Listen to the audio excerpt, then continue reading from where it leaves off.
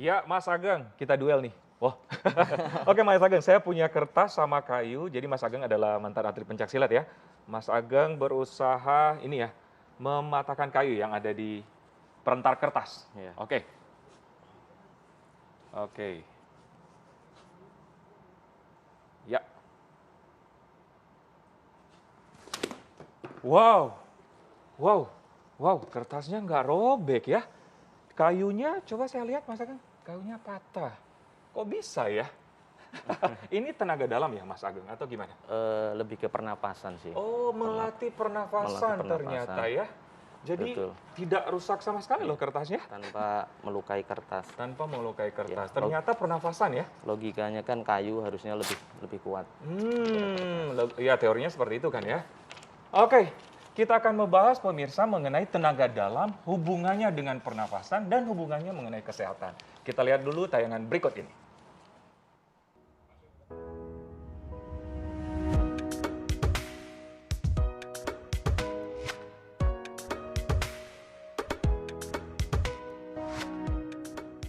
Pemirsa, istilah tenaga dalam sepertinya tak asing di telinga masyarakat tanah air. Tenaga yang bersumber dari dalam tubuh ini begitu populer di kalangan masyarakat Melayu di Asia Tenggara seperti Indonesia, Malaysia hingga Tiongkok. Dan biasanya dipadukan dalam olahraga bela diri, seperti pencaksilat atau merpati putih dan berbagai jenis bela diri di Tiongkok.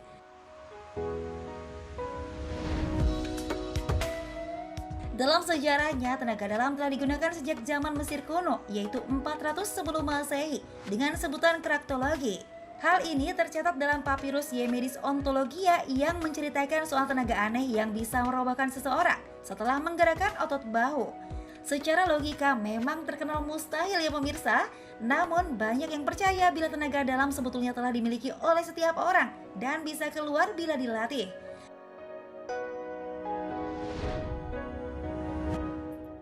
Namun bagaimana cara membangkitkan tenaga dalam tubuh kita? Sebetulnya apa kaitan tenaga dalam dengan kesehatan? Benarkah tenaga dalam bisa dijadikan teknik pengobatan suatu penyakit? Simak informasi lengkapnya dalam Hidup Sehat sesaat lagi.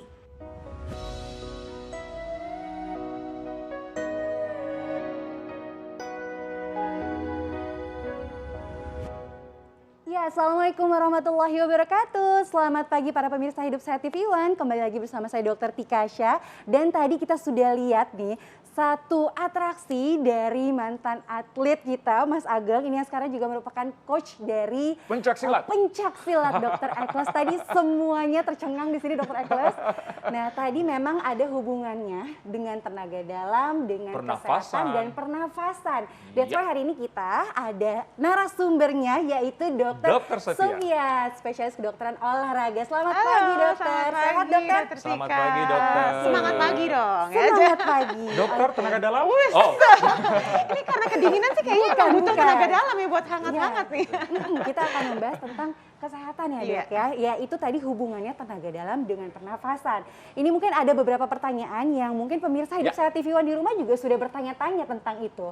Yang pertama nih dok, olahraga atau latihan tenaga dalam secara rutin apakah memang memiliki manfaat kesehatan yang baik untuk paru-paru kita? Ya, ini pertanyaan yang bagus karena sebenarnya kan memang olahraga yang melibatkan pernafasan itu pasti akan mengaktifasi sistem pernafasan kita yang di dalamnya adalah paru-paru, ya kan, pembuluh darah, jantung gitu. Jadi olahraga yang kalau kita kenal sebagai olahraga tenaga dalam yang tadi dipraktekkan oleh Mas Ageng ini gitu ya, salah satu prinsip dasarnya adalah pernafasan.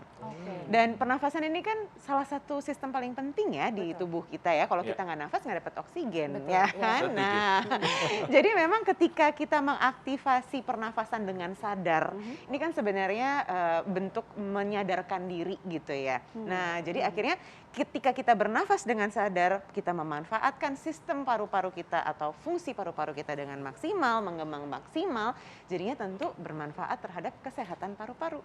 Oke, jadi memang bermanfaat sekali ya Dokter Ekles. Ya, Apalagi tadi tentunya. mungkin ketika misalnya Mas Ageng sering berlatih, ya itu juga melakukan pelatihan pernafasannya juga makin baik untuk Makin kesehatan. maksimal. Tuh, sirkulasinya jadi lebih baik. Betul. Setuju banget. Saya ke Mas Ageng nih. Nanti kita duel ya Mas. Kayaknya Mas masih Ageng, penasaran nih, apa hubungannya tenaga dalam sama pernafasan? Apa sih hubungannya Mas Ageng? Kalau di disiplin ilmu bela diri ya dok ya, pada prinsipnya setiap bela diri itu pasti mengajarkan pernapasan. Bahasa tenaga dalam itu kan sebetulnya hanya bahasa yang sudah terkenal di masyarakat. Jadi hanya seperti bahasa-bahasa yang biasa digunakan. Tapi pada prinsipnya itu adalah energi yang dihasilkan dari olah nafas. Jadi cuman karena masyarakat awam itu nggak mengerti detailnya, Ya. makanya mereka ya sebutnya hanya tenaga dalam gitu. Tenaga dalam. Padahal tangan kita mengangkat benda saja itu sudah menggunakan tenaga dalam gitu. Karena otot kita terpompa oleh darah yang dialiri oleh oksigen atau udara tadi itu sudah tenaga dalam gitu. Tenaga luar ya mungkin alat bantu ya dok, alat bantu traktor gitu kan tenaga luar itu. Jadi korelasinya pernapasan sendiri dengan kesehatan tubuh dan tenaga dalam itu sebetulnya hanya kami itu tidak sakti, tapi terlatih saja dok. Jadi segala sesuatu yang dilatih berulang-ulang gitu, itu akan menimbulkan energi yang pada notabene manusia itu kan memang dari Tuhan sudah diberikan karunia memiliki energi dari lahir. Ya, jadi pengertian tentang tenaga dalam itu ya. Iya betul. Gitu. Nah, ada satu lagi nih, Dok. Ke dokter berarti. Ke dokter. Katanya sesak nafas dapat dibantu dengan rutin latihan tenaga dalam. Nah, prinsipnya Tapi dokter jangan dijawab oh dulu. iya. Penasaran pemirsa, saksikan jawaban dokter setelah yang satu ini. Ya pemirsa, masih kembali di Hidup Sehat. Tadi kita sudah lihat satu tayangan tentang beberapa olahraga bela diri di dunia. Dan tentunya kita juga harus berbangga nih karena Indonesia memiliki pencak silat. Di sini juga kita sudah ada pelatih pencak silat kita dan juga ada ahli kedokteran olahraga kita. Dok, tadi ada satu pertanyaan yang belum terjawab dari Dokter betul. Ekles ya dok. Iya. Tadi tentang sesak Sesak nafas. nafas. Ya, Nah, utang jawaban. apakah memang ketika kita rutin melakukan olahraga tenaga dalam itu bisa menurunkan resiko terkena sesak nafas atau memperbaiki kondisi sesak nafas itu? Pertanyaan yang bagus. Nah, intinya sebenarnya adalah yang membantu sesak nafas memang kita mengatur pola nafas, ya kan? Nah, otot-otot pernafasan apa sih sebenarnya yang penting kalau misalkan kita mau menangani atau mengatasi sesak nafas tersebut? Ada otot-otot pernafasan di sekitar tulang iga, ya, di tulang iga dan juga diafragma gitu. Nah, yang membantu mengatasi sesak nafas adalah kalau kita mengaktifasi otot-otot tersebut sehingga biasanya kalau sesak nafas itu timbul karena saluran pernafasannya sempit, ya kan? Nah, kita bisa membantu dengan mengaktifasi otot pernafasan sekunder kita bilangnya. Kenapa sekunder? Karena itu bukan otot yang utama dipakai, tapi bisa membantu pernafasan. Contohnya diafragma, otot-otot di sela-sela iga gitu ya. Nah, itu yang kemudian kita lihat terjadi di pencaksilat gitu. Karena mengaktifasi otot-otot pernafasan yang sekunder ini atau yang jarang kita pakai gitu. Oke.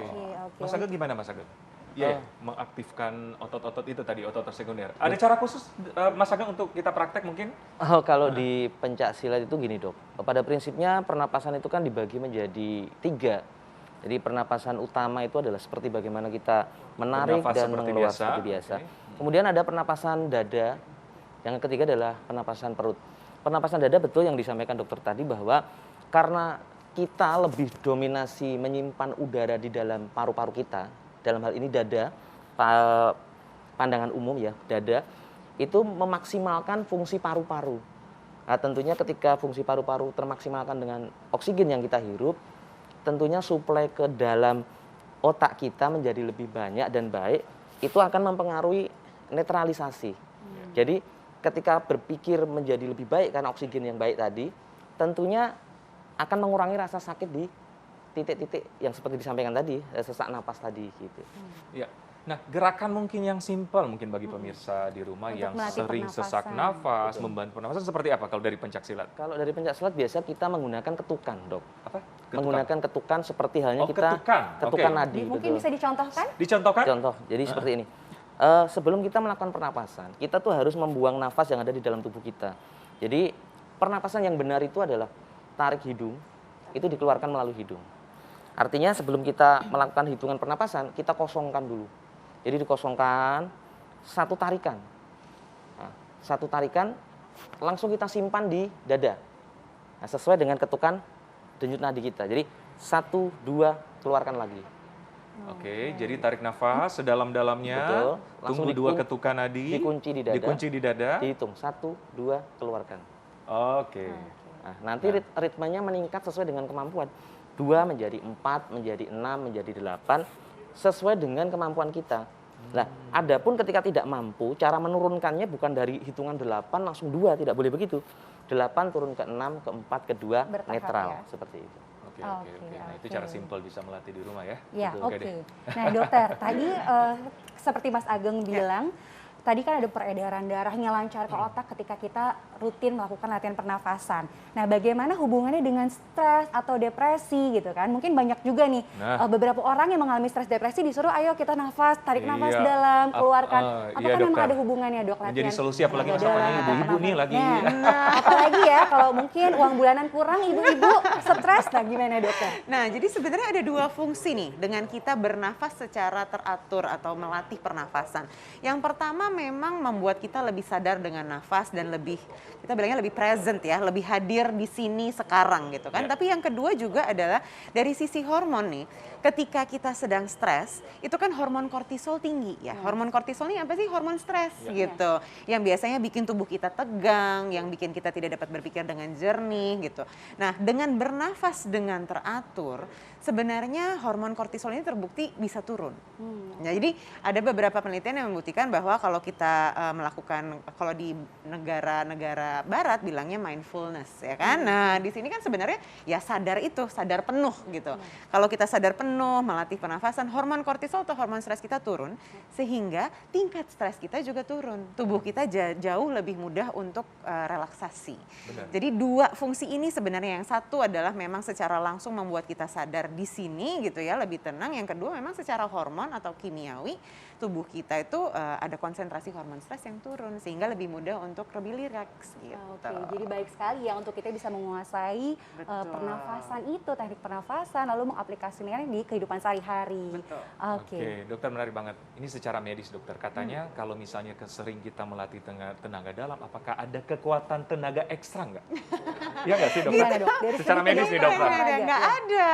Jadi yang Ah. terjadi adalah kita fokuskan tenaga kita, kan kita fokuskan konsentrasi lah ya gitu. Prinsipnya sama. Kalau kita fokus pada satu hal, contohnya pernafasan kita gitu, kita akan jadi lebih sadar terhadap sekitar, kita akan jadi sirkulasi jadi lebih lancar. Kalau kedinginan tuh biasanya saya suka latihan pernafasan. Karena sirkulasi lancar kan ke ujung-ujung Pantesan jari. dokter tadi nggak Oh, kedinginan, enggak, kita udah gitu, kedinginan. enggak gini-gini ya langsung. Ingat langsung. Mas Ageng, kalau dari pencak silat gimana? Ada katanya memiliki tenaga ekstra. Tadi sudah dijelaskan oleh dokter secara medis ya. Tapi sebenarnya bagi kami adalah, saya setuju dengan pendapat dokter bahwa yang ketika kita mendapatkan ancaman, bahaya, baik itu mungkin serangan binatang liar, sering kita temui ya di luar sana tuh kita ketakutan kemudian bisa manjat tembok. Padahal biasanya kita nggak bisa normalnya. Itu sebenarnya bukan karena tenaga dalam. Energi yang terfokuskan. Jadi ketika orang mengalami ancaman, dia hanya akan memfokuskan, mensugesti dirinya untuk saya harus lari. Itu yang membuat hal yang sebenarnya secara wajar tidak bisa dilakukan menjadi bisa dilakukan. Itu dari sudut pandang kami sebagai praktisi. Oke, menarik sekali nih Dokter Ekles membahas tentang latihan tenaga dalam, teknik pernafasan dan manfaatnya untuk kesehatan. Terima kasih banyak untuk Mas Ageng dan juga Dokter Sofia. Iya, Nah, terima tapi kita kasih. pasti harus stay tune di sini, Dok, karena akan membahas lagi tentang kesehatan mata dan Wow. juga efeknya jika kita tidak memakai kacamata yang benar. Wow. Ya, jangan kemana-mana, tetap di Hidup Hidup Sehat. sehat.